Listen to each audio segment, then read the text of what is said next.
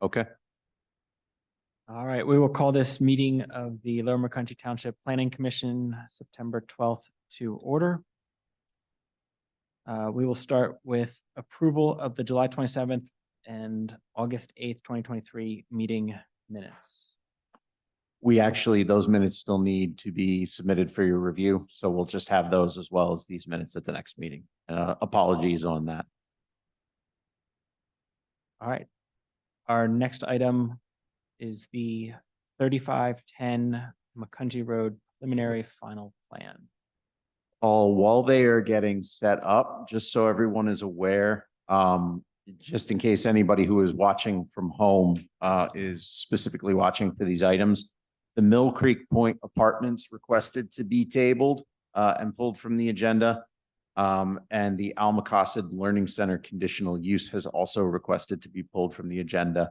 In both cases, it was due to pulling together further information based off of comments from the Planning Commission's last meeting. So those two items are off. We will still cover items number 2, items number 5, and items number 6. But if you are watching from home and are on for those reasons, please note we will not be discussing them this evening.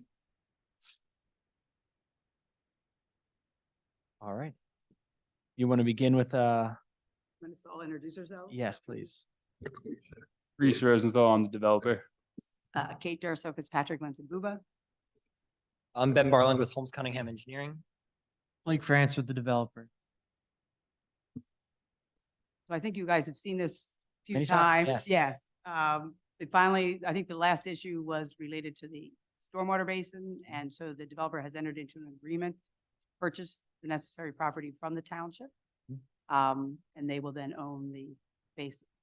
We're happy to talk about anything else on the project, but I know you guys, and maybe some of the newer members have not. I'm not sure exactly when everybody kind of came into. I would say that it's completely new for both of these members. And if you felt necessary to present it as, would you like to hear an overview? And I think I mean, he could give a brief, just a brief Yeah, we can do a summary. Why don't you just give a brief summary? Sure. So the project's at 3510 Country Road. It's at the corner of Country Road and Indian Creek Road. It's about 11 acres. Currently there's a farmhouse on it, some agricultural land or former agricultural land. We are proposing to construct 22 single family houses detached along with a loop road that will connect to McConchy Road in 2 places. We are proposing to widen McConchy Road accordingly in following with the ordinance. The property borders some preserved farmland across the street, some residential properties to the southwest, and then a township park to the west as well. The current township park has a stormwater basin on it, which we will be utilizing for stormwater management. We'll be expanding it and adding stormwater to our own site and then running it down to there. No increase in stormwater will be proposed in either rate or volume. Other than that, we're doing standard improvements, landscaping. We have a large open space area, which is that hatched area over on the left of the plan there. That'll be planted with trees and native shrubs. And if you have any other questions about the project, we're happy to help answer. It's relatively straightforward. Yeah. Probably I as do it can actually be. I do recall this from my very first meeting. Oh, there you go. Yeah, Okay. so- okay. And I remember you guys covered a lot of ground, so I'm good. Thank you. Well, Ryan probably was. Ryan's Do you all have for any ya. questions? Would the design guidelines apply to this site? Yeah, so we actually, if you look at the conditions of approval, we do have a standard. As the township zoning ordinance calls for architectural grade materials for all structures and new land developments, that this application was made so that would apply, and it is a condition of approval. So the applicant or whomever is coming in to pull the building permits would need to supply us with the models of the homes and the architectural renderings that they're looking to do with the cladding that they're proposing, the roof lines, et cetera, et cetera. Yeah, I reviewed all the documents. I don't have any other questions. Great. All right. Any technical details that needed to be commented on? I mean, as Kate mentioned, the biggest piece was obtaining the property for the basin, so. Yep. which they- And essentially that's taking it off of the township and so one less thing that the township needs to maintain, is that correct? Yeah. Correct, yeah, there's now a page as part of the land development plans Yep. to subdivide and then consolidate. Any other? No, I mean, the recommendation is fairly straightforward that we have for all residential subdivisions. It's the basics, so. That's our staff recommendation to the planning commission for this. We've spent a lot of time on this project, so. Yes. When the applicants last appeared before us, it was really just making sure that the conveyance of land situation was taken care of because we didn't want to approve a plan where the conveyance was an issue. That item has been taken care of, so there's really nothing else left for us to consider here. Great. All right, does someone want to make a motion? And just before you Oh. do, no, we were provided a copy of it. It's just missing one of the waivers because it is preliminary final. Yeah, and that, my apologies on that. We have all the other waivers except for the preliminary final one, but the applicants did request. We are noting everything is a waiver except for A for the proposed cartway width on Indian Creek and McCungy Road is just a deferral because we never know what's going to happen eventually in the future in terms of requirements from the state, considering the state road. So you're saying to strike A? No, I'm just no. saying that A is a It's a deferral deferral instead of a rather than a waiver. waiver. So they're not all waivers, that there is one deferral Got it, and got that it. is, It says deferral here, but I see what you're saying. yep. But we would just have to add. Yes. All right, Okay. Martine, you want to, or I will Ryan? go ahead and motion to recommend approval for the Valley at Indian Creek by 3510 McCungy Road subdivision and land development. Gotcha, Mari. You need me to read this whole thing? You wanna read Yep. it? Okay. Sorry. It's a lot. Oh, yeah, you're good, you're good.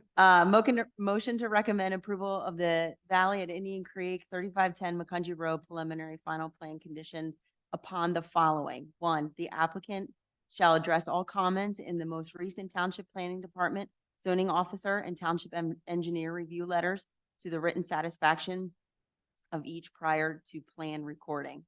Two, the applicant shall construct the development in strict conformity with this recommended plan and any other additional modifications noted in the recommendation. Three, a trail system shall be constructed as shown on the plans and to be written satisfaction of the Township Community Development Department. The trail shall be maintained in perpetuity by the homeowners association.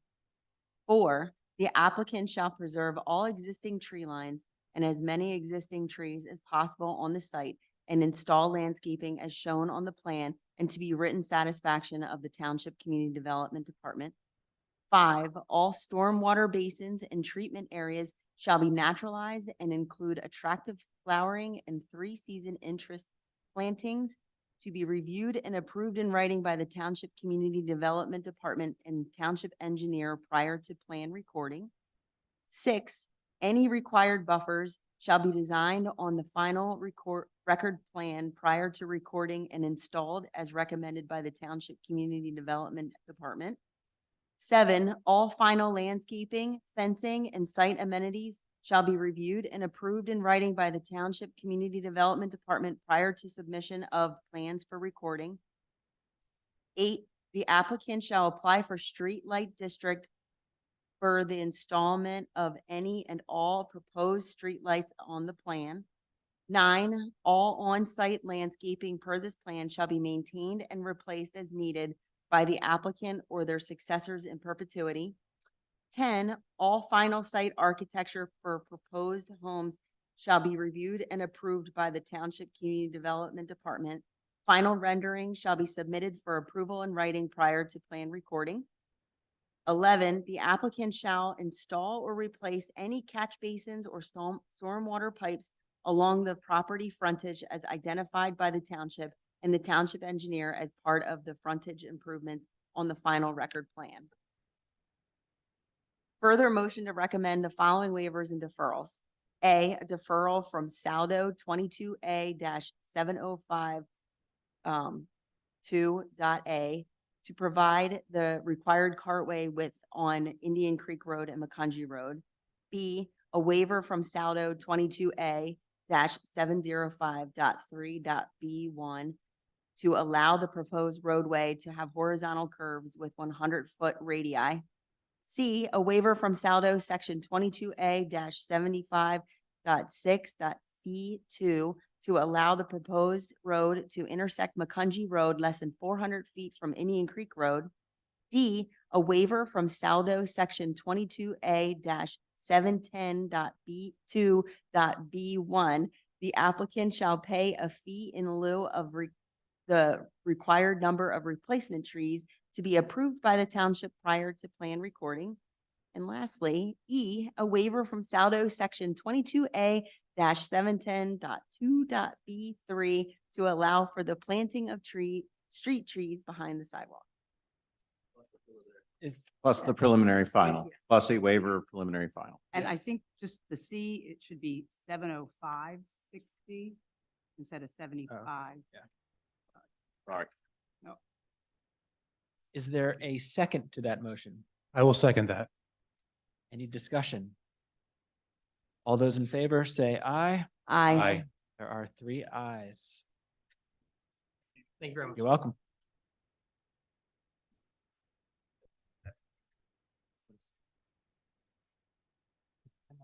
Yeah, I'll send it.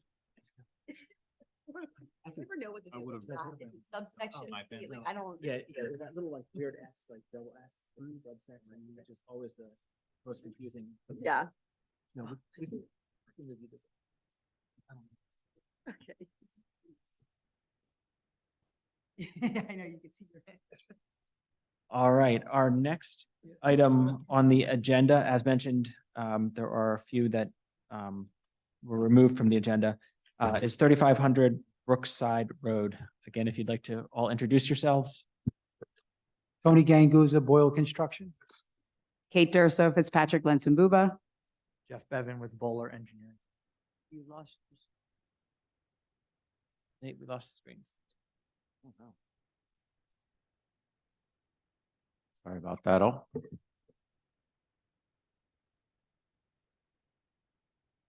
I don't know, Glad it's not my job. is, right. Is there anything that you were immediately, that you needed on the screens? No, Right. Oh, it should Okay, come right okay, back up. just- There you okay. go. All good.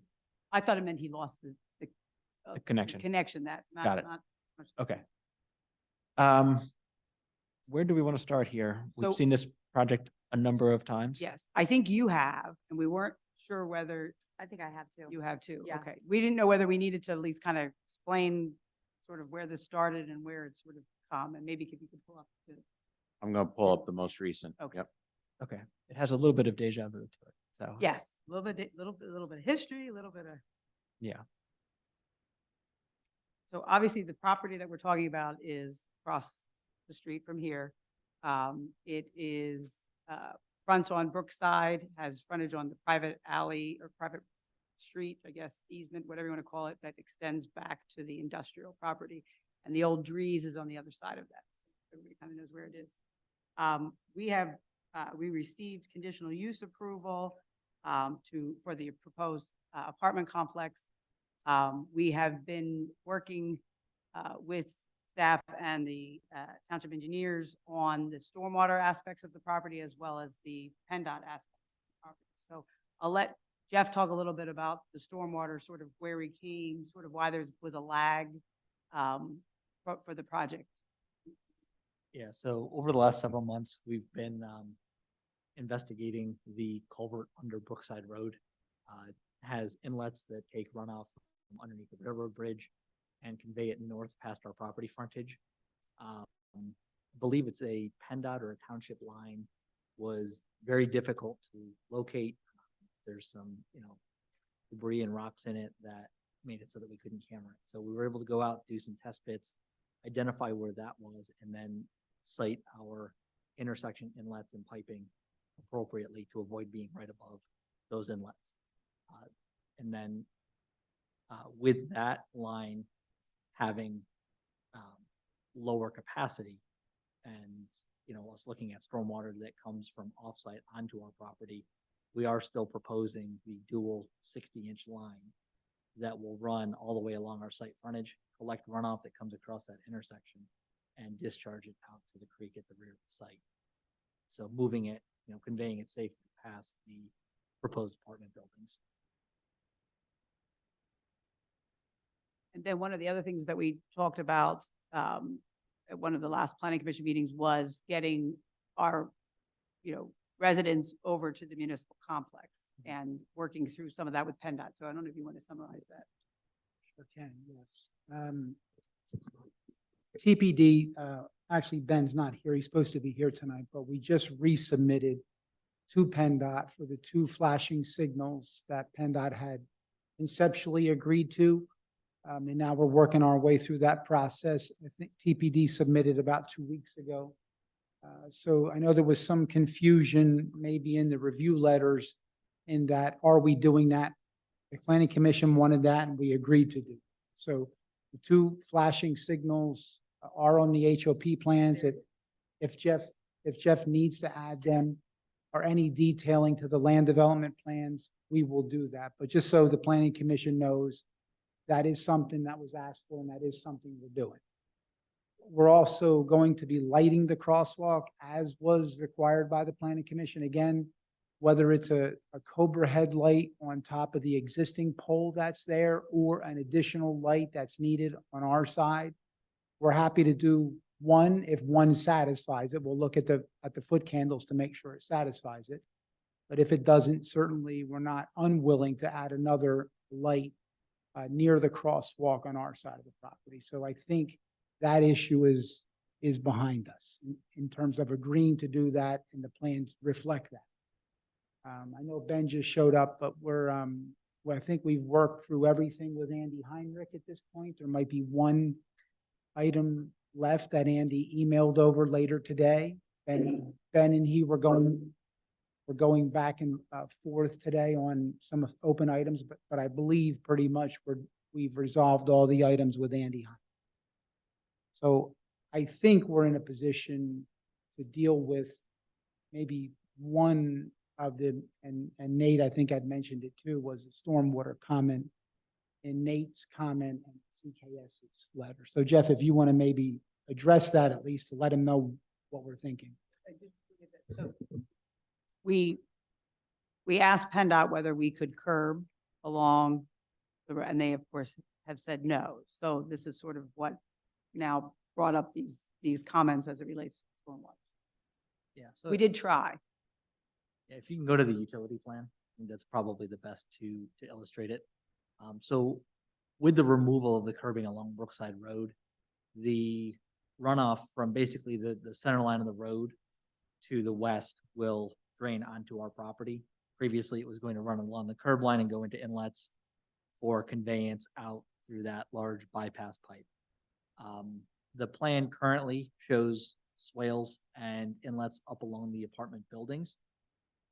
Those are designed to capture the green area, basically the landscape buffer in between the roadway and the buildings.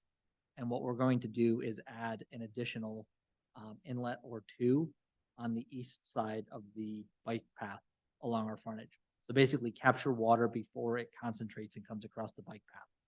Those will then tie into that bypass line and go out to the north. From a stormwater standpoint, it would mimic what we had drainage area wise with the curbing. It's just going to come into the grass for collection before it goes out. So, and then with that, understand that there was some concern with the finished floor elevation in relation to the large grate down at the southeast corner of the intersection. We have reviewed that and earlier today provided a rough grading plan, but we are going to be raising those buildings 1.5 feet to basically build an additional buffer. As is, they're already outside of the floodplain. They're already outside of what the calculations show is needed for capturing all of that offsite runoff. But as an additional factor of safety, if you want to call it, those will be 1.5 feet higher. We'll add some additional berming around that grate in between the apartments and that grate to really push everything into that bypass structure. All of that, that additional fill is outside of the 500-year floodplain, won't have any effect on those calculations, won't change the stormwater regime of the site. It'll just, it's a factor. of safety there. And from an ADA standpoint, everything will still be accessible the way that it is today.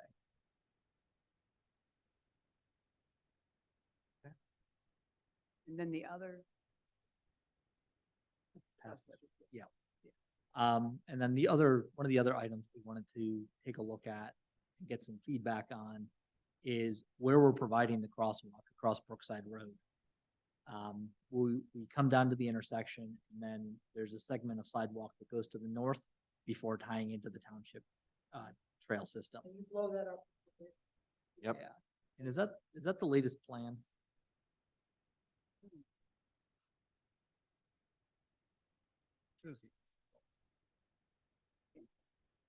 Yeah, Well, they're the utility. Oh, hang on, let me go up to the other one. I think that's an old. Yeah, It doesn't have the double pipe. it doesn't have, no. No, that's not. that's how one. he knows. Hang on. I knew as soon as I saw utility. Yeah. pipe. For Double reference pipe. purposes, it served the purpose, Yeah, for reference, but but yeah. It's like you both saw the exact same. I know, he signed it, Jeff. As soon as the utility thing. It was the same place. Yeah, so if you could zoom in on the sidewalk, on the east side of Brookside Road there, that blow up. Great. Well, in the top right. Yeah. Yeah. Rating plan.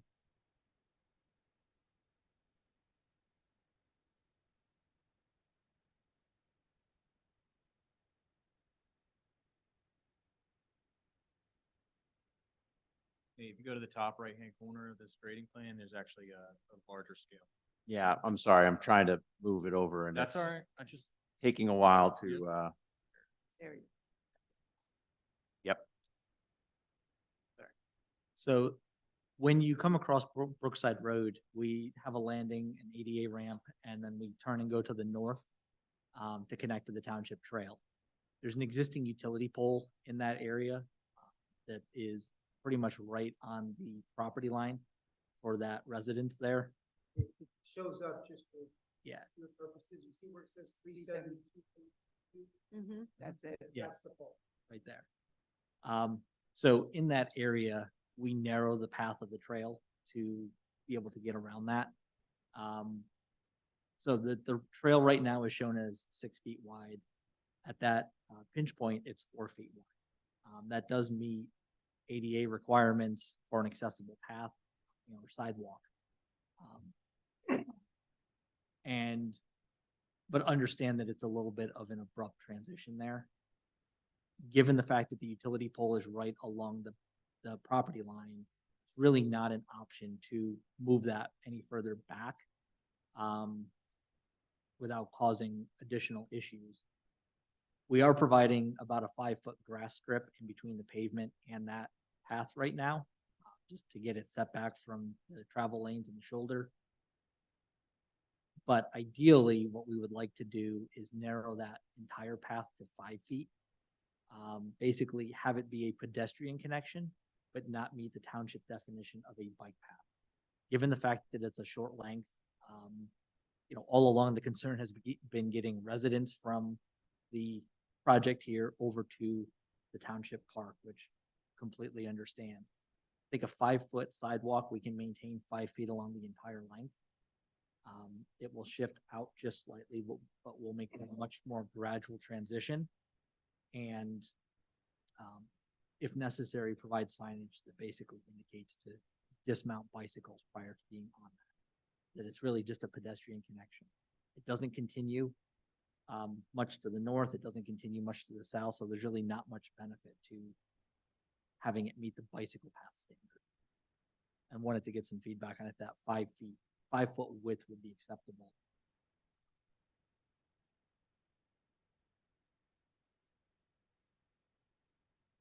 I'm still not 100% sure where it ties in.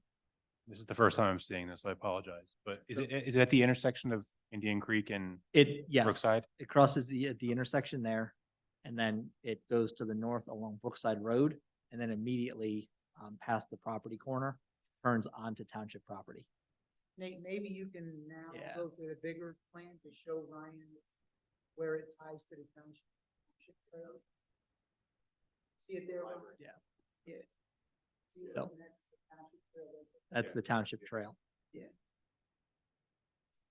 Yeah, the Tanser Trail's sort of up. So. Nate, what's the required width if they're trying to get to 5 feet? Is that the point here? Yeah, I mean, there's the ordinance requirement that we have in, but obviously we've been working with them from day one. I mean, at the end of the day, it's really about just getting people across the street safely. We've been talking about it for 5 years, just because with the pool, with the skate park, now with pickleball courts, with the library, it's obvious that people would be trying to get over here from those Yep. units. And whether or not it's necessarily a bike unit, I mean, if you go up here and see people walking, people really aren't biking on that trail. It's a walking trail. So Right, it's yeah. really just for access. I don't want to derail the conversation too much, but Mhm. just to catch me up here. Sure. You've got two different parking lot discharges, I'll say. One to the north going to Brookside, and then one at the intersection of Indian Creek and Brookside. Is that correct? For stormwater? No, No, for just traffic. traffic. Oh, Oh, Get out of the parking lot. sorry. yes. So the main site access is along Brookside Road. um, Where it's in dark gray there. And then the access down to that private drive is emergency access only. How's that going to be gated? It's gated. Gated with a Okay, Knox good. box. Yeah, so EMS, police, Okay, good. troopers and fire department will be the only ones with access. Yeah, my concern was just that intersection. I think dangerous, just coming out at Indian Creek, trying to turn left or right, especially trying to go underneath that bridge. People are flying in there, so that's good to hear. Yeah, and that's why we had to go to PennDOT to get a separate HOP for Okay. new one.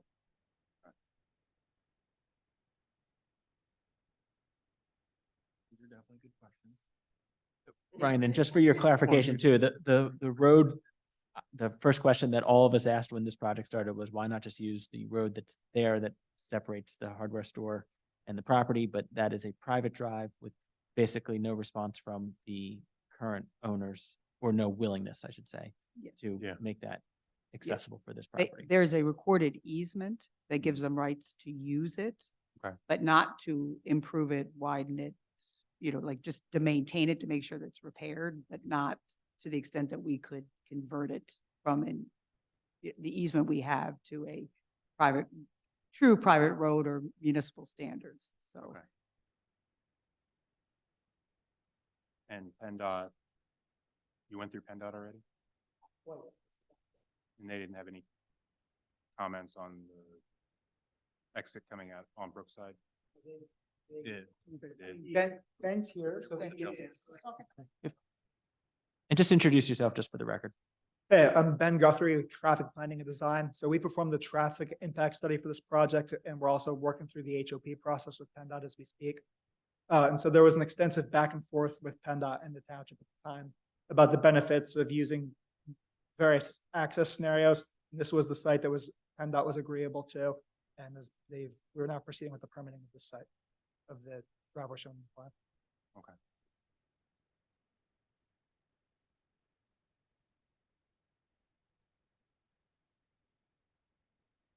Any They additional- were also sort of involved in making sure that we would put the crosswalk where we're putting the crosswalk further down as opposed to in the middle of,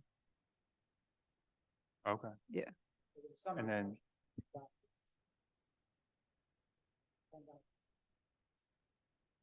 you talk about lighted walkway. when we, Flashing Signal, yep. when we were in the conditional use, they wanted to make sure we had the flashing lights. Yeah. Which they have on the HOP plans, as well as making sure it was lit. So there is, Okay. I think there was just a disconnect in the review letters, but it is proposed to have the flashing lights and to have whatever lighting's necessary for visibility. Those were my only concerns with the plan. And just kind of going back to the path, it was always presented to us to make sure we could get people to walk as opposed to bike, which is why we were sort of proposing the 5 foot, because that gets it the best way to do that.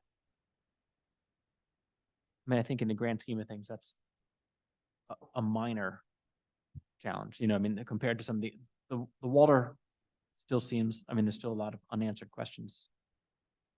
And they all result, I mean, they all come back to water. I mean, even just the fact that the culvert there is, I think you said crushed or clogged. I mean, those things, you know, we've found them, but I don't think there's a resolve for all of that yet, correct? Well, I think the fact that it's crushed or clogged is what has led to the water you're seeing on the site during the last several large rain events. You know, like 100-year storm events. So the resolution that we have is we've added inlets around the intersection to capture as much as we can, given some of the utility crossings there and inlet capacity. We have provided a grate at the corner of our property. We'll increase the berming around it, but that is designed to take the entire, should nothing get into those inlets around the intersection. The culvert is designed to capture and to convey above the 100-year storm to the north, to discharge out to the Swabia Creek and run it all past the apartment buildings there. And then we've done the flood study, really with a few different intents in mind with that. The first being that it was flood water from the Swabia Creek coming. We ran through the flood study and determined that that wasn't the case, that it was this offsite stormwater. So we still have the flood study for the Swabia Creek that shows the 100 to 500-year floodplain elevations, in addition to the stormwater calculation showing how we're moving all of this runoff around our property with that culvert in its current condition. The PennDOT culvert in its current condition. If that culvert is cleaned out or improved in the future, that would only help or reduce the runoff to our property, but it's designed to convey it as it is. Can I step in for a second? Yeah. Please. So I honestly really appreciate you guys locating the existing culvert. I think that was a lot, honestly, a lot of work. Getting through PennDOT, all the permitting you went through just to find where that was a whole ordeal. So thank you for at least going through all that headache. They have provided calculations for the two pipe culverts showing that will convey the 100-year storm. They've gone through a lot of we've reviewed their flood calculations previously. They still need to submit to FEMA. That's in process. At this point, we're really down to the collection system. That collection at the intersection, which they provided inlets. There is a minor conflict with one of the storm sewer inlets, but I certainly think that can be addressed. The primary concern here at this point is just what Kate had brought up earlier, that removing the curb, now all of a sudden they're not collecting the stormwater that's coming down Brookside Road that may be bypassing some of those inlets on Brookside Road. We had previously asked them to provide inlets at the low point. And I think that with the curb being removed, the feeling was probably, oh, well, we don't need inlets there because water's not going to collect at the low point. It's going to run off the road and across. But again, without the additional structures, the additional collection, it's just not being provided. We just have concerns about collecting all that stormwater before it gets to the basin. That being said, adding in, so those inlets do need to be added along Brookside Road and a swale system. And I think that was brought up last time. If the curb is not going to be there, we want to see a collection system there. Adding those inlets actually takes some of the offsite drainage area that was previously getting to the basin and is now going to bypass. So there's some other things that this affects. So we will want to see the updated stormwater calculations that show that additional water bypassing the site, which would potentially increase the rate of stormwater that leaves the site. So we want to make sure they're still within the tolerances as required by the ordinance. I want to say they're within they're under the requirements by 1.5 to 1 CFS, depending on the storm event. So an increase there could push them over. So we'd like to see the actual calculations. And then additionally, they had also talked about raising the buildings, the 1.5 feet. We did get that red line earlier this afternoon, but again, How does that affect ADA access? How does that affect the grading? I think it is a benefit, raising the buildings to the stormwater condition. It's an improvement for sure, but again, it affects other things. I don't want to see how that raising the building affects surrounding grade and things like that. So quite honestly, I still don't think it would be in a space to recommend to the planning commission that this move forward with some of these still outstanding issues. And we understand that. Again, we know that we just presented with raising the building and whatnot. We just felt we would come though, at least tell you where we were. Make sure we were okay with the 5-foot path so we can incorporate that into the plan and not have to relocate that utility pole. And then obviously provide the additional documentation to both Brian's for them to review. But we feel like we have a path forward. It's just a matter of getting it, dotting all our i's, crossing all our t's. So we understand some of the hesitancy because stormwater has always been a big concern Yeah, for the site. the entire time that we've talked about it. But it never seems to get fully resolved, I guess. Well- It always seems like there's more details that you're getting, but haven't gotten, or something changes and you're back at square one where you need to recalculate. No, I wouldn't say that. But maybe No. maybe not square one, maybe not square one. Maybe I took it too far, but, Yeah. but I, We've but been I, working 6.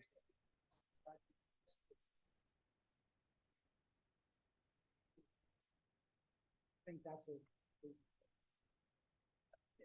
I guess, I apologize if I made that more offensive to you, then what I'm saying is we've talked about a lot of these things multiple times and they've just, the same topic, water.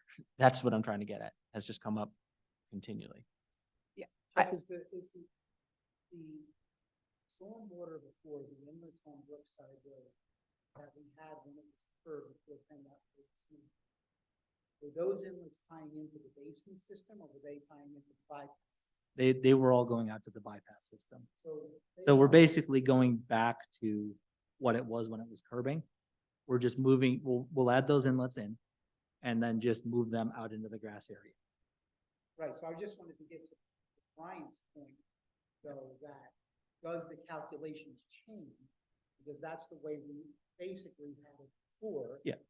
Curbing inlets going to the bypass pipe, and now it's gonna be swale inlets. I just Correct. wanted to- So yes, they will Completely change different. slightly, but we have an iteration of them. So we're not anticipating issues with rate, volume, water quality, anything like that. We've never had depth to cross that bypass line. So when the inlets were out in the roadway, they had to tie into that bypass line and the calculations were. I just wanted to get to a point that this is not really new. We had them out in the road and then we're pushing them back on the swale. In both cases, they're gonna tie into the back bypass pipe. That's all I wanted to address. It's not something new. We're not asking for approval recommendation.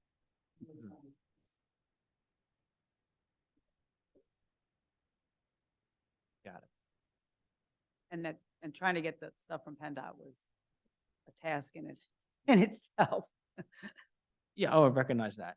I guess, I mean, my sentiment on this is that we've talked about a lot of these, it seems like, and some projects are just this way. It seems like we've talked about a lot of these things multiple times, and maybe there's some distinction to that, but you know, if we're not here asking for a recommendation and there's still things, we've had that same conversation a lot, that it seems like there's always something missing.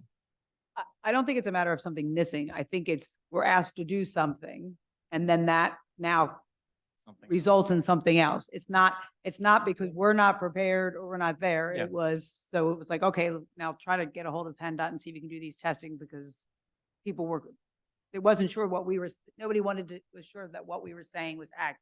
Mhm. So they said, go ahead and test it to make sure that what you're saying is accurate. So they go ahead and do it. It was accurate. Then that brings us to the next thing. So then PennDOT says, okay, now we don't want the curbing.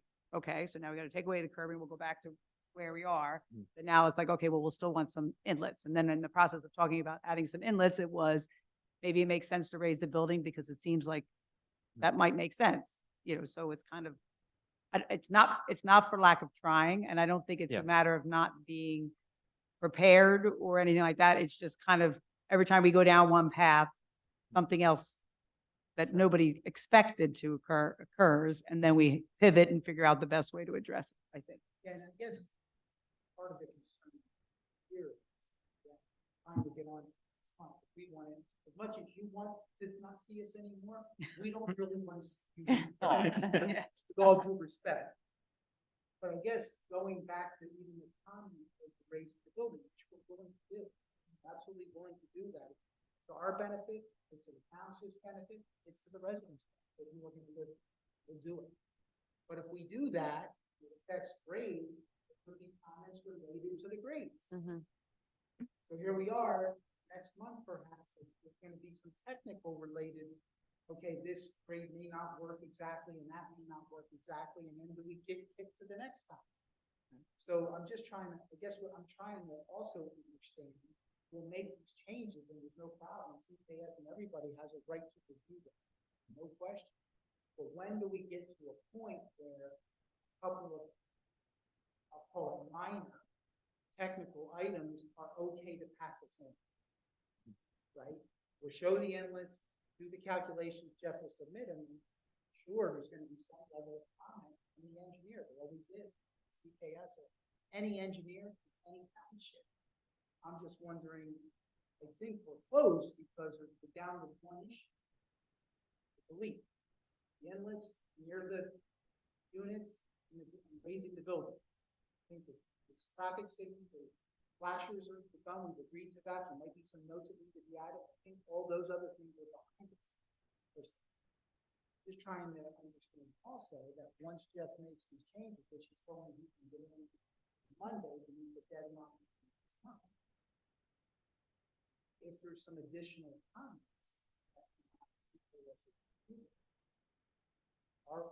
It depends on what they are. Is there an ability with additional technical comments to look for your recommendation? It depends on the magnitude. If you want to get to some level here, that might be some comments. Because regardless, the recommendation, if we do get a recommendation, is going to be, we have to address to the satisfaction of the Correct. township engineer anyway, Mhm. just Which is like, always the just case. like the one we just read for the first application. Yes. I mean, Nate or Brian, any comment that you want? I mean, those are unknowns. Yeah, until we see plans. I mean, I think the concern is that it's just been so incremental. And like you said, every time one change gets made, another one comes up and maybe just some of the not anticipating some of these other issues has been an issue kind of all along, not anticipating that we do need to see the existing utilities now that they're there. Removing the curb is going to create this other issue. I think it's been difficult. It's kind of, I think what Wes was saying is one step forward and that's 2 steps back. It seems like I guess, trying this whole time, but it's a very, very tough project. And I think from the very beginning, like I said, this large amount of stormwater that crosses right across the intersection, right at the building, is a large safety concern and has been the entire time. And that's still what we're sitting on, is the safety of the future residents. We've addressed. You're close. we've You're addressed getting the issue. closer. We've addressed the issue. I think where we are now is. Collection. Water coming off of Brookside Road.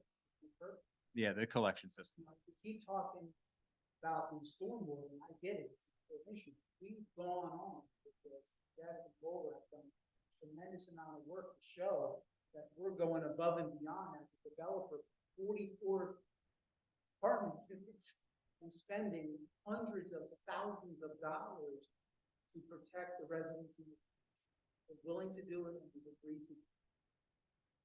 Just again, trying to get to a point, to address the inlets, to address the raising of the building, are we there?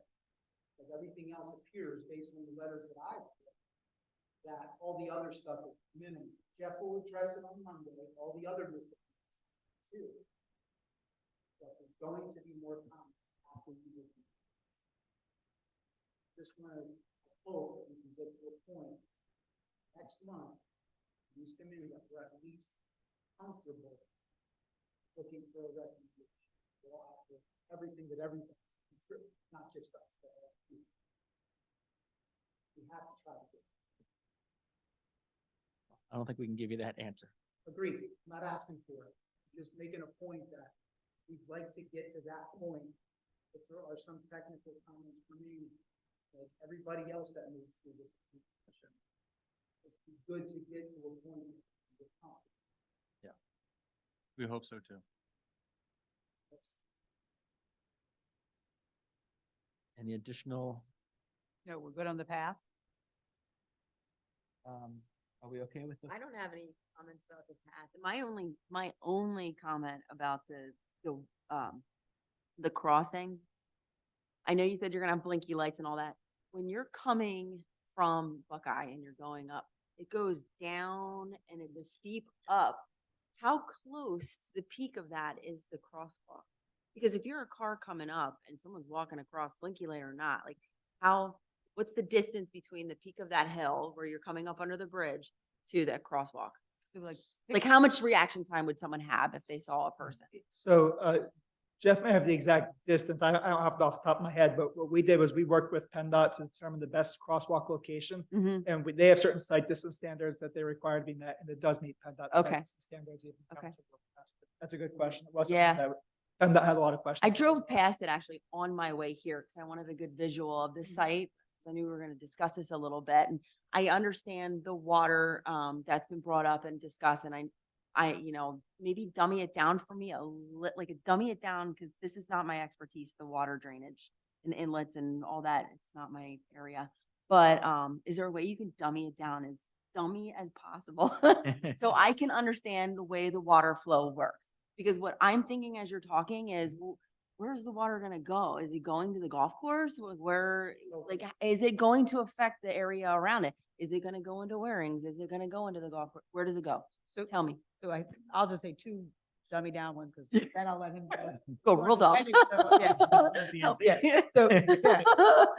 So we're being asked to control the runoff, the water that we're generating. Yes, And then can we handle what's already there, even though we're not causing? hmm And so what we're trying to design is how can we take water that's already coming there that we have no control over? We didn't ask for it. In Sure. fact, I bet a lot of it's coming from the township property since it slopes down to Sure. there. So how can we take that and take it where it needs to go? So I will ask you to dummy down of where it's going. where's the Just- water lands? So on the top left of the plan is a wetland that just is on the western edge of our property, northwestern edge. So to the left, It's actually between their property and the Gulf, correct. Swabia Creek. Yeah. Okay. And then as you go, basically where we have the north arrow on the plan, Uh-huh. the Swabia Creek flows up there. That's where it flows through the golf course. It eventually goes, I think, a few thousand feet or so, and then crosses under Brookside Road and passes past the township building. So what's coming across into that southeast corner of our property, that large grate and that bypass line Mhm. is effectively about 70 plus acres of offsite storm. I think it's 70. Quite a bit of offsite stormwater south of the railroad tracks that comes down, is supposed to go into those inlets under the railroad tracks. That culvert's the one that either a state or township culvert Okay. that has quite a bit of like large rock in that. And so doesn't have the capacity to convey that. Okay. So that area fills up and then spills over the intersection onto our site. So what we have done is provided some inlets around the intersection to try to capture some of that. Okay. And then for the additional flow that those small inlets can't capture, we have that large structure there that's designed to take all of it and move it up and around the property. So it already comes down, hits our site, was supposed to go through the culvert to the Swabia Creek. Isn't doing that. Comes onto our property right now, across the cornfield out to the Swabia Creek. And all we're doing is channelizing it and conveying it down and around so that it's safe to do the apartment development there. So it's like more direct as opposed Yep. to like a sheet flow. Okay. I think if I've had conversations with them directly, sent them pictures about the proposal. My suggestion to the township, Because they're gonna listen to you more than more than you. Is to reach out to people, see if that code can be cleaned. There's gotta be a way, assuming it's theirs. but the We- public works- We sent them letters, pretty sure. That would only help That's gonna drastically. in general. Mhm. We're designing it and assuming that we're not using that. Yes. But You're it, trying to work your way around that. Yeah, Yeah, got it. yeah. Okay. but it would help just in general, that area. if Mhm. They, if PennDOT did what they were supposed to do, which is if they have a culvert, it should be cleaned out. Yeah. So that it does what it's, Okay. does that make sense? Yeah, yeah, got it. I think so. Yeah, that, But the endless. it does prompt more questions and I, The I don't want endless to drag side- it out, but. Endless on that bypass. Will be overpass. Mhm. Mhm. All the water. Those two endless will be concrete culvert.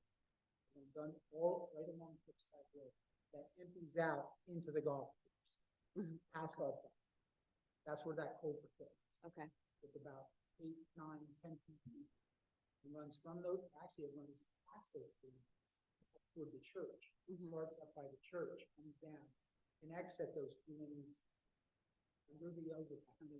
And then from those two inlets, the overpass runs all the way to the golf. Okay. So it runs right past our property. Okay. Doesn't connect to our property. And it's, I think, 5 feet deep, roughly by 8. That is the width around those dimensions.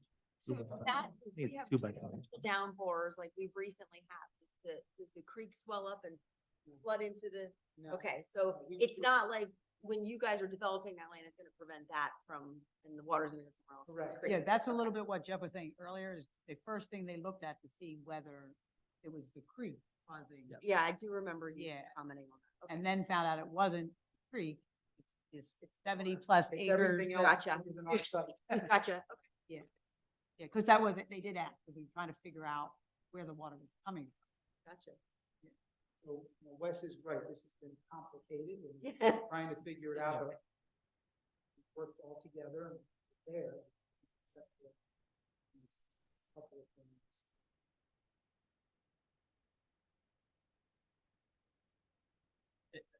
Understand. I just relied that the calculations have been done, because sometimes understanding the complexities of, Yeah. especially movement of water Like, in how much- thousands of acres and how it gets to one point is why you have a degree in it, so.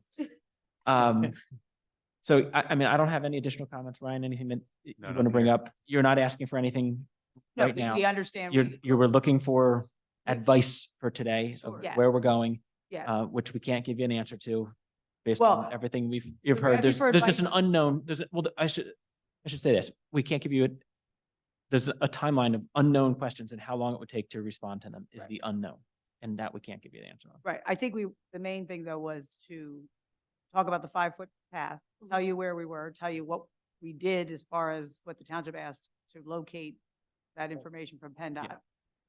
And what we're proposing to do to address it. I mean, I haven't heard many comments on the 5-foot path as far as a concern. It seems that it's logical. It's not connecting to something that's going to take us further along. The concern in saying that is always, well, what if it does in the future? So maybe it's a deferral on the size of it, that it's acceptable now, but we're looking at the paths have been talked about for a long time about, connecting Lower Macungie to many different directions. So if we're already restricting that, are we creating precedent that doesn't benefit us down the road? Well, except that it's supposed to be a pedestrian path, not a bike. path. The bike path But the is standard is already there. Am I correct? The standard's already there. not over there. Is that what you're asking? Yes, I'm asking that. The standard is already set at 6 feet, correct? So we have path requirements in the township. Correct. But again, as I've noted previously, whether this is a bike path or a pedestrian path, I think is us getting caught in the weeds again. Yeah. Obviously, we need to make sure that it meets ordinances, but we also need to make sure that it meets code. Code is the most important thing, so. Okay. Um, And that's an unanswered question. ADA compliance, It- 4-foot width, is, or no, I'm sorry. You can do a 4-foot path with 5-foot sections every 100 feet. They do a 5-foot path. It does meet ADA compliance as far as the width is concerned. Township ordinance requires a 6-foot wide path. With that being said, I think you're not setting a precedence with the existing site constraints. The site literally won't fit a 6-foot wide path. The reason you would allow it or consider allowing it would be the fact that it does not fit. But Yeah. I would say with the existing site constraints, we would take no issue with considering a waiver. And I don't remember, and again, I've only been on, I think this is my 4th year, so there's still lots of other times that this may have come up, but I actually don't remember a discussion of a width change. I mean, is there a recent project that you can think of that had a width change? No, I mean, if you had a 5-foot grass strip and 6 foot and it was just curb and sidewalk and nothing there, But- there's no reason we wouldn't. What's the requirement, the width for sidewalk? Not sure. I think, is it 5? See, think see, it's that's what fine. I'm saying. We're providing the Sidewalk's the 5. sidewalk width. On our side, we have a bike path. This is not a bike path on the other side. So it is allowed to be the 5-foot width is what we're saying, because we said we committed to put a bike path on our side, which is what we have, 6-foot width bike path. Then we were So- asked to do pedestrian across, Right. which only really requires 5-foot. I'm just asking because I don't. Yeah, know yeah, if no, I everybody- understand. And I think this will be just like so many of the other things. One thing leads to another inevitably. I don't think we're hearing concern other than code. and So it's code. access. If it meets code, the connectivity across the street was the most important part. Correct. That's being met. That was a condition of conditional use. For us at this point is just making sure that we don't have a code issue. That's it. So if from a code perspective, ADA and whatnot, we're protected, then it's okay. Yeah, I just was saying, because I don't know that we need a waiver, is what I'm saying. So we come back and it meets code, there might not be additional Well, waivers. you would need a waiver if you were going to propose a bike path, because bike paths need to be 6-foot width. Right, that's what I'm saying, but If you, Provide if it you call it a walk. sidewalk and you build it to sidewalk standards and the sidewalk standard's 5 foot, then you wouldn't need a waiver for sidewalk. Okay. Because So- it would meet the width. got it. So I would check to see what the sidewalk width. I wish I knew it off the top of I my don't know head. it. I'm a little I thought it disappointed was myself for 5, but not knowing. but- either way, we will figure it out. We will make sure it meets code, and if we need a waiver, we will include it Request in Yep. the request. I was gonna ask public comment, we'll know. Yes. Thank you. Thank you, Maureen. So it's 4 All right. o'clock. Thank you. Yes. Okay, we will make sure. I just didn't want, if we figure out that we don't need a waiver, it's not that we forgot it, it's just, we won't need, it, is all I'm saying. Okay. One more thing before we go back. It's good. So, I just want to ask that because of the type 19 submit Monday, effort to try to resolve some issues. Is there any way for us, Jeff, to work with CAS over the next days, this week and early next week, hopefully, on this inlet and grade stuff? I know you have other things to do. I know you do. Of course, yeah. But in order to try to cut back on comments that may prevent you from making correct. thoughts. I'm not in charge of answering that I question. mean, I think it's a good thing. I would like that you try to do that. But honestly, if you get it to us at 4 o'clock on Friday and expect to have it, reviewed, have our comments back to you by 8 o'clock on Monday, I don't think that's probably not gonna happen. But, if you can give us as much time as possible, we'll do everything we can to help and work with you guys. That's all. You better cut us off quick before somebody's. Yeah. Yeah.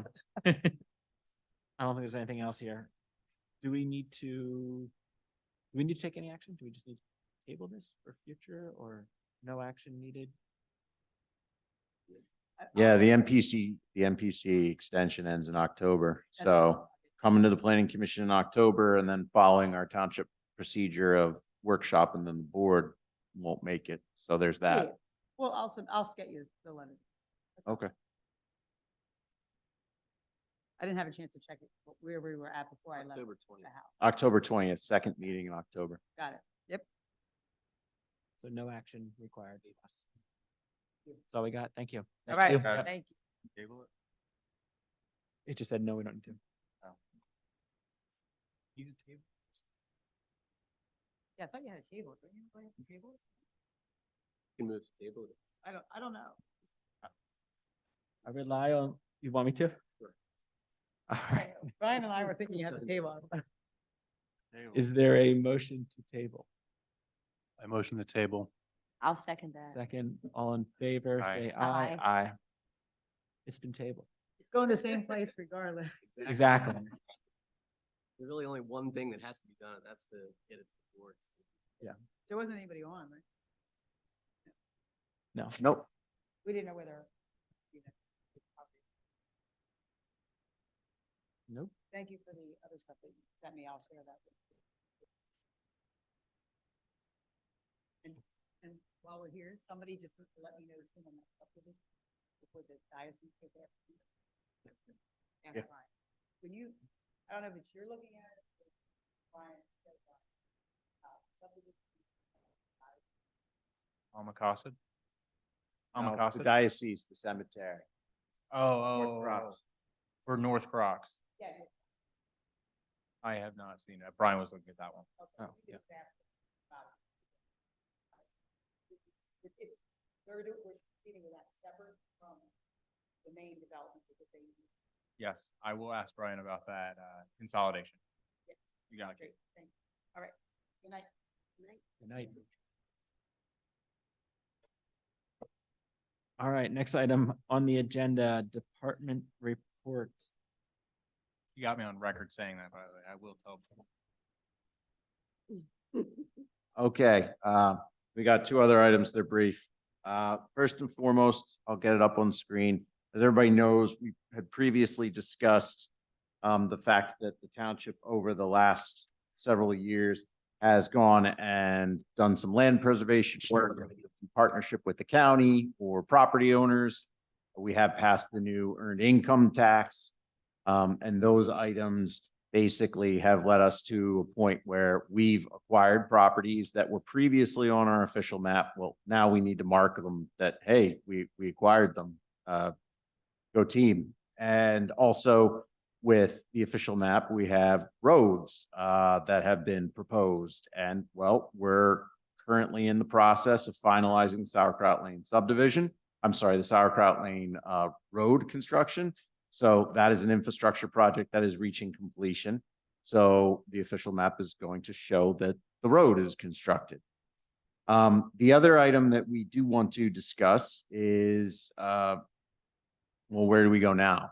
Right? Because we've focused in the past on the Greenway by the creek. We've focused on high quality properties of agricultural or open space significance. So we need to essentially consider what new properties the township would like to work with property owners on acquisition on in the future for open space. And I'm just pulling it up here real quick so everybody can see. But basically where we're at now is we need to start having that discussion. We need to start figuring out which properties of agricultural value we wish to keep and work with those property owners for preservation, either through the county or through acquisition. And our recommendation to both the planning commission and the board is consideration of a larger number of properties. You'll see them in blue hashtags here. That would be reaching out to them through part of the process to let them know that they're under consideration for the official map. And this is by no means a official version. This is merely just a draft, but to just speak with them and let them know that there's a desire where if the property is to be sold, the township would like to consider preservation. So what I would like to do is have the planning commission consider this evening so that we can also share it with the Board of Commissioners and then also potentially get moving on getting it to the Lehigh Valley Planning Commission as well as getting it to our abutting municipalities and our Southwest Comp Plan partners that we're required by law to do. So some of it is housekeeping, some of it is aspirational future land preservation discussions. and as I noted before, again, it's all based off of where do we have quality woodlands? That is open space. Where do we have actively farmed lands that we want to maintain? And also, where are properties that would impact stormwater flow that are also open space or that are also agricultural? So if it were to get developed, it could potentially cause, stormwater issues, et cetera, et cetera. So if it is an issue with the planning commission, I would just ask for a recommendation that we move along to be able to share it with our partners and share it with Board of Commissioners and hopefully eventually adopt it by ordinance. So you're asking for us just essentially to move this along, or do you want us to? If this back if we to can council? move it along, there haven't been many changes to it from the last one that I sent around. Right. So, does someone want to make a motion to move this to the board? I will motion to move the official map to the board for review.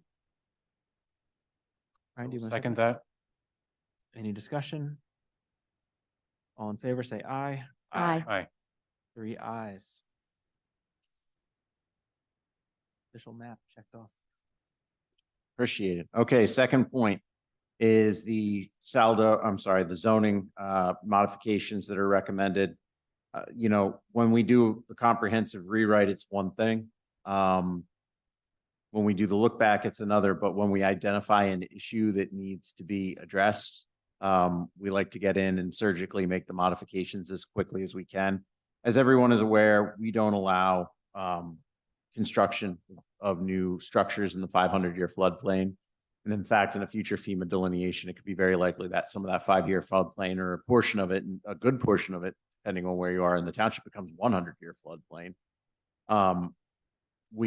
As we've discussed this evening with the applicants, stormwater mitigation and flooding are always something that is on our mind in this township. And one thing that we've noticed through some of the larger storms is the effect that having stormwater facilities such as basins or BMPs, those rain gardens or irrigation fields in the flood zone has. There have been sinkholes that are tall enough for you to walk into without crouching down in some of those basins after we've had a hurricane. There have been breaches.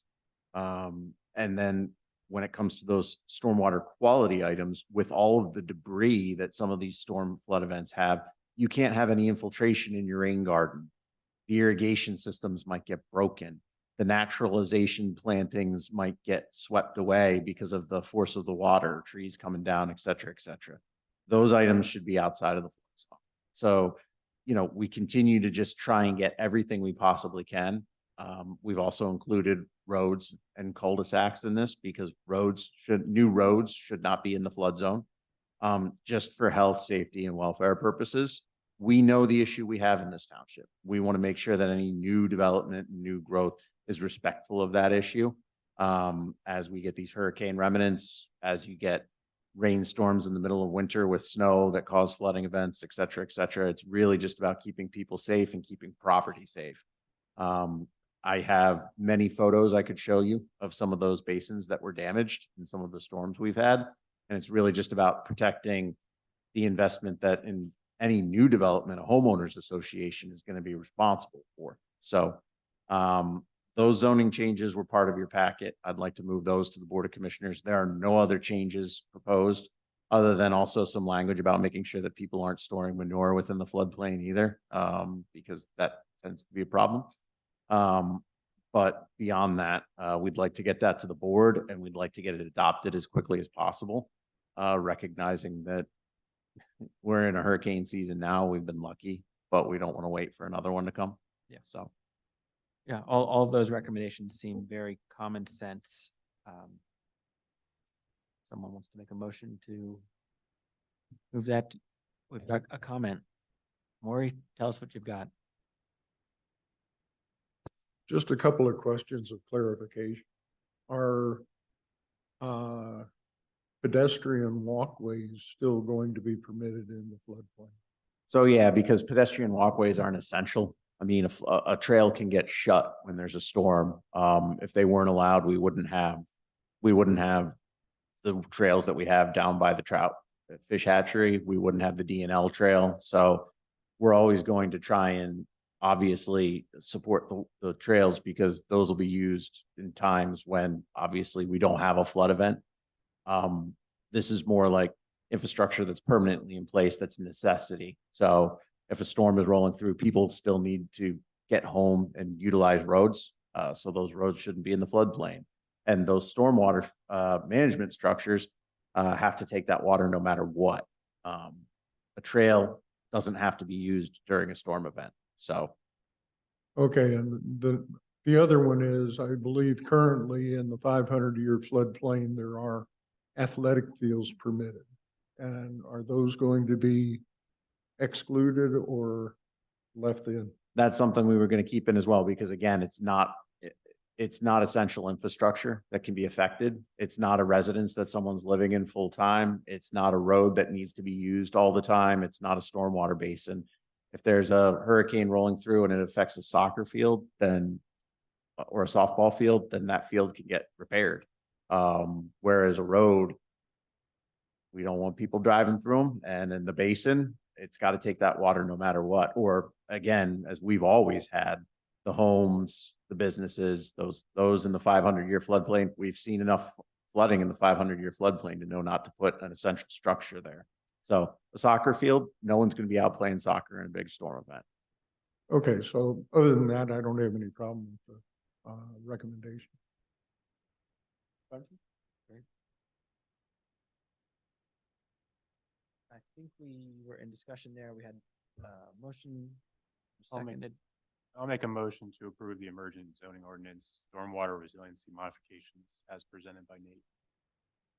I will second that. No additional discussion. All in favor, say aye. Aye. Aye. We have 3 ayes. All right, thank you. We're going to get that to the board and then get it advertised as soon as possible. Sounds good. That's all we got. All right. I have one item and it was prompted by this. We've talked about it before. Oh, yes. Can we come up, I mean, I don't think it's necessary, and I've said before that I don't think it takes away from the openness of government to not read this specifically. It's complex, especially when you get into the subsections and you'd be looking up code for days to figure out what we just read. Can we come up with an abbreviated way when we make these motions, which are lengthy, the applicant has already had them, but can they be labeled in a way, maybe it's just even simply in the title of them, the motion that we are referring to? And if the public is interested, obviously this document would be readily available for them. Maury, you've got a comment. Okay, you get copies of those. Correct. The residents, the audience do not. And so the first time I hear of what the conditions are is when they are being read. So if the resolutions are going to be published in advance so somebody can read through them, that's one thing. But if the audience hears this, well, we'll approve it with 27 conditions, but we're not going to tell you what they are, that doesn't work too well.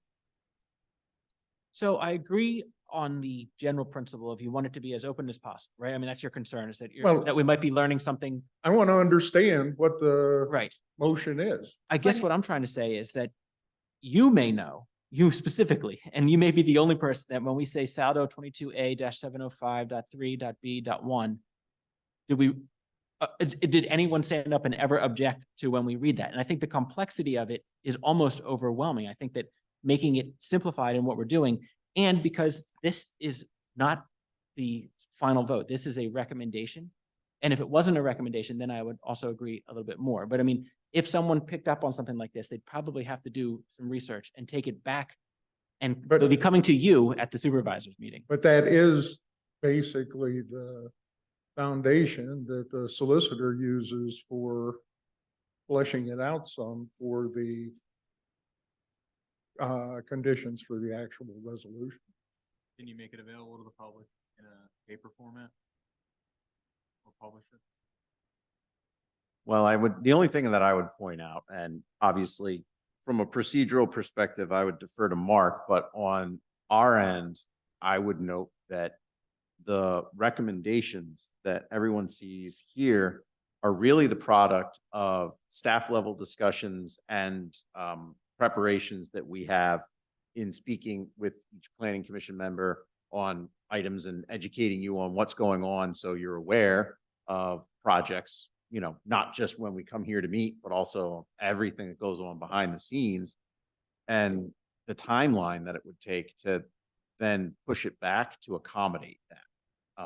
Because we're talking about then potentially, if today's Tuesday, we're talking about having those discussions potentially a week or days in advance of a meeting. You don't have to make it public online, right? That you're no longer required to make it public. Right, and I think, On the internet. I think Maury's observation here would be if this document is simply available right here, right now, at the same time that you printed it.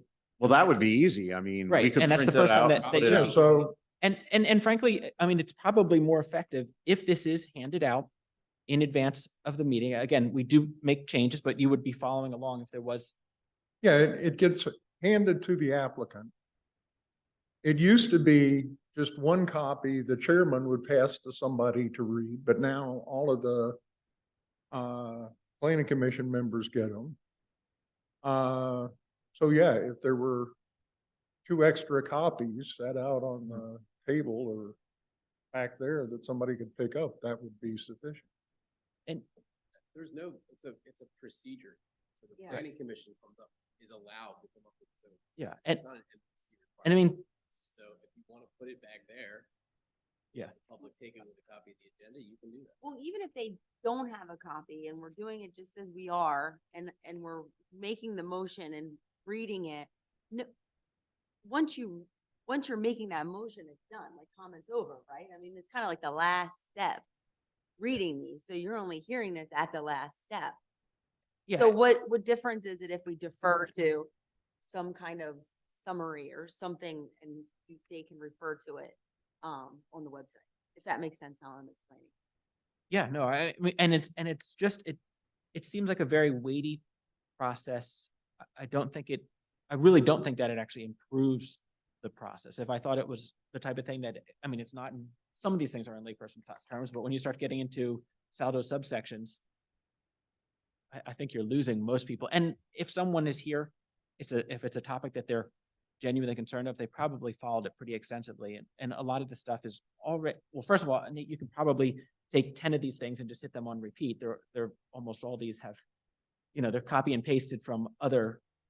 Well, yeah, I mean, we have standard conditions that we Right. use for any land development, but also standard conditions that we use for residential and commercial ones, because it is a standard requirement that we have for like maintenance of landscaping in perpetuity. If you're in a subdivision, we're requiring the applicants to apply for a streetlight district so that the residents in the future don't have to go and do it. And after the project's done, go and get their streetlights, that they come in as part of the Right. immediate process. So you're right. You see these all the time because they're just now at this point, basic township expectations for any new land development that's coming in. Yeah. The question then becomes is what are the individual and particular conditions that get added in based off of, you know, each application. And, Right. you know, because each application is independent and then there are questions that we do have about them. And, you know, thinking back, you can think of, say, Spring Creek Estates 2022, which we recently recommended,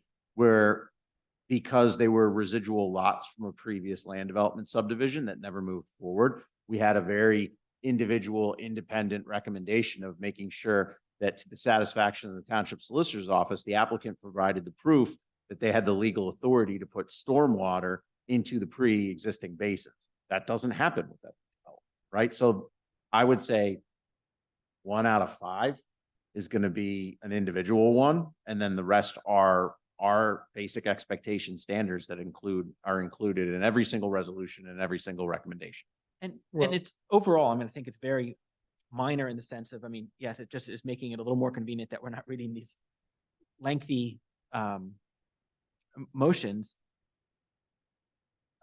I don't know. I mean, I've brought it up a few times and not that it should ever be directly compared, but I mean, during my time on Emmaus Borough Council, we made just very extremely generalized motions. And then the borough manager basically tidied up what we said it was always a verbal motion. It was never. Well, a read motion. And it's not the same thing, but I'm saying, I've done it different ways and I thought it worked well there and Okay, well, being the person that does the move to approve at the commissioners' meetings, yeah, I do a move to approve and it's a 15-page document, but it's been out there for the public to look at. Mhm. That's the difference. And, okay, speaking of conditions, something that I would like to always see as conditions for the applications is recreation fee and traffic impact fee. That, are you saying in this document in that document, that we're not currently, huh? you're saying we're not currently doing it, but you'd like to see it added? We calculated it I have asked, before it gets to the resolution process. Right. Because At- I have asked the solicitor to include that because previously you have to look through all three letters and Yes. sometimes the planning director indicates and sometimes the engineer indicates how much recreation there is and sometimes it's a little muddy. It's always in the resolution. Huh? it You put it is, in the it's always in the Yeah. resolution. It's been in the last couple of months. Are you saying, you were saying you wanted it in the resolution, not in the planning? Well, I mean, the planning commission recommendation is supposed to be the basis of the solicitor's building of conditions or one of the inputs for the resolution.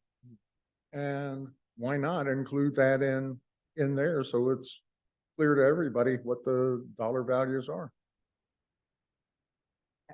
Adding it wouldn't be a problem. It's more of just the process to get it to you. Huh?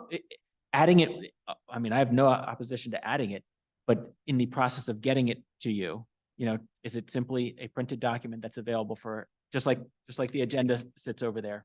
If they want to pick up that agenda, I think I can make this very easy for everybody. If we're not talking about having those ready a week in advance of the not, meeting, definitely not. but we're talking about having them up there with the agenda for everybody. Yeah. Then that is something that we can have the day of the meeting, Yeah. no problem. Yeah, Now, as long as Mark feels procedurally then that you do a vote based off of the document that everybody has and that's it, and we don't have any issues with it and we don't spend 10 minutes reading it out. Yeah. Then we have that document, it's there. I think, again, the issue that we would run into is if people ask, well, can it be kind of like how we do the review letter packets that get sent out to the planning commission? Well, that also gets posted on the township website and that gets done at the end of the week last week. I don't think that we are in a position to have the conditions ready at that point in time. yeah, no. The week prior to the planning commission meeting. If it's right, if it's okay to have it here tonight in paper and there isn't a concern about it being online in advance, just because sometimes we get calls from applicants about the conditions, et cetera, then no problem. Yeah. Happy to do it. So, yeah, and as long as they're enough for all of the people in the audience that would want to have them. So if there's a project that empties the bench and brings a lot of people in, there ought to be multiple copies back. Yep. Normally one or two is probably enough. Yes, and I mean, if there was some reason that it was a topic that was expecting multiple people, staff will know, they'll know what to do. I mean, and like all things, they can get tweaked over time. If we see that it is a problem or we're getting concerns, then maybe we address it, but And, okay, and actually, what would improve the process would be if you would ask for comments associated with the conditions. Because sometimes they can use clarification, but there's no public discussion involved. And that may have been my omission in this meeting. I think we usually do, I mean, that was, again, partially learning the role. And I didn't, when we for the first project that we approved, I don't think I did go to any personal appeals on that. So that might have been my omission. Is that what you're saying? Well, just in general, it is the culmination of the entire discussion and these are the conditions and then second and all approved. And there's really never any chance for somebody other than the applicant to try to clarify what those conditions are. You can, comment before you make. Yeah. Draft motion that's provided at the back of the room. We'll have the opportunity to review that and comment. Yeah. The discussion or the draft. That works for me. I mean, that is very Yeah. easy to do. And I like, I mean, sometimes something totally different does come up. So Okay, appreciate. thank you. Appreciate the comment. Not that I'm opinionated or anything. Nope. What do you know, right? How many years have you done this? Yeah. So, is there anything else on the agenda? I don't think so. Nothing. Nope, that's Good. it. Motion. We're good. Motion to adjourn. Second. All in favor, say aye. Aye. Aye.